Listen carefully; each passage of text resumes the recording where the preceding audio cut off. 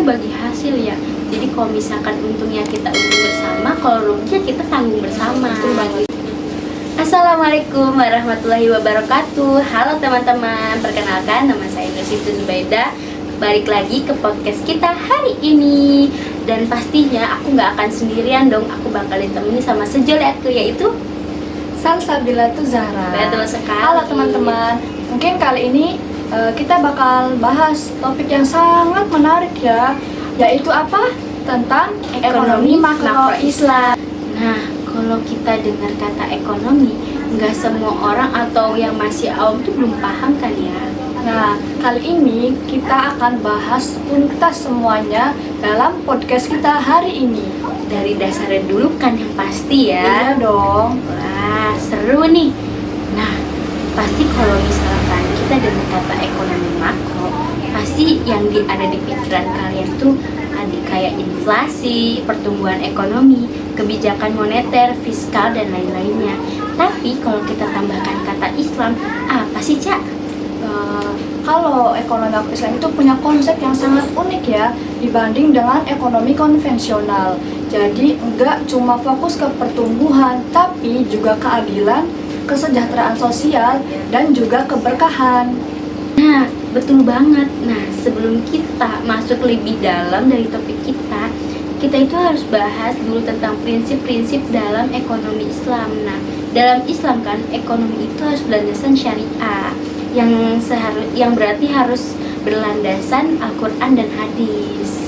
Nah, salah satu prinsip utamanya yaitu tauhid, yakni keyakinan bahwa semua sumber daya itu milik Allah dan manusia cuma hanya pengelola. Lalu ada keadilan, artinya nggak boleh ada eksploitasi atau ketimpangan yang sangat ekstrim. Nah, betul banget. Jangan lupa juga ada yang namanya maslahah atau kemaslahatan umum.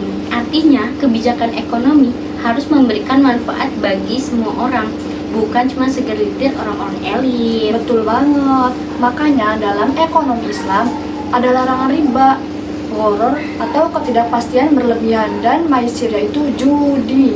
Itu gak boleh banget Ya, ya, betul guys. banget. Semua itu harus untuk menjaga kestabilitas dan keseimbangan ekonomi. Betul banget. Nah, kalau dibandingkan ya ekonomi Islam sama ekonomi konvensional tuh apa sih, Cak? Kalau ekonomi konvensional lebih fokus ke pertumbuhan GDP dan keuntungan maksimal.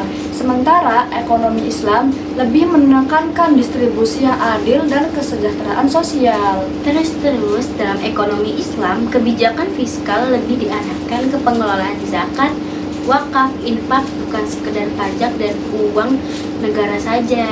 Nah, dalam kebijakan moneter, ekonomi Islam nggak pakai sistem bunga loh, tapi lebih ke pembiayaan berbasis bagi hasil seperti mudharabah dan musyarakah. Oke, berarti lebih adil ya jatuhnya. Nah, betul banget kawan. Nah, tapi pasti ada nggak sih tantangannya? Pasti dong ada. Salah satunya yaitu belum semua negara punya sistem ekonomi Islam yang komprehensif. Masih banyak yang campuran dengan sistem ekonomi konvensional. Ya, salah satunya Indonesia ya. Indonesia juga sama. Nah, selain itu juga implementasi ekonomi Islam butuh regulasi yang kuat dan dukungan dari semua pihak, termasuk pemerintah, sektor swasta, dan masyarakat. Nah, tapi peluangnya juga sangat besar. Dengan semakin berkembangnya industri keuangan syariah, banyak juga negara yang mulai melirik sistem ini sebagai alternatif yang lebih stabil dan berkeadilan. Betul banget. Jadi kesimpulannya, ekonomi makro Islam menawarkan pendekatan yang lebih adil dan berorientasi pada kesejahteraan sosial.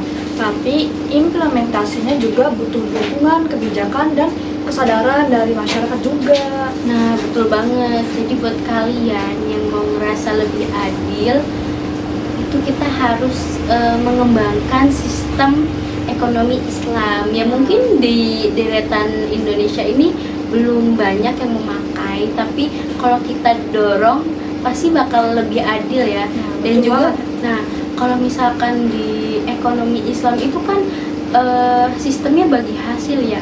Jadi kalau misalkan untungnya kita untung bersama, kalau ruginya kita tanggung bersama. Betul banget. Gitu. Jadi kita nggak akan ngerasa rugi dan nggak akan ngerasa dibohongi gitu kan ya.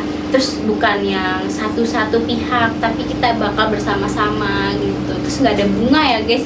Ingat di ekonomi Islam itu nggak ada boleh riba, dilarang di Dilarang. Al-Quran dilarang banget ya.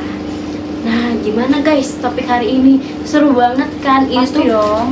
bakal berguna banget buat kalian yang mau masuk ke dunia ekonomi ataupun yang mungkin sudah tapi belum paham. Bisa nih lihat Lihat konten podcast kita, kita. podcast kita.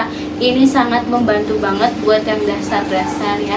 Dan semoga hari ini topik kita bakal membantu kalian untuk memahami apa sih ekonomi makro Islam gitu. Jangan lupa follow ya podcast kita hari ini dan share juga, subscribe. Biar teman-teman kalian di luar sana juga sama paham ya kayak kalian. Betul banget.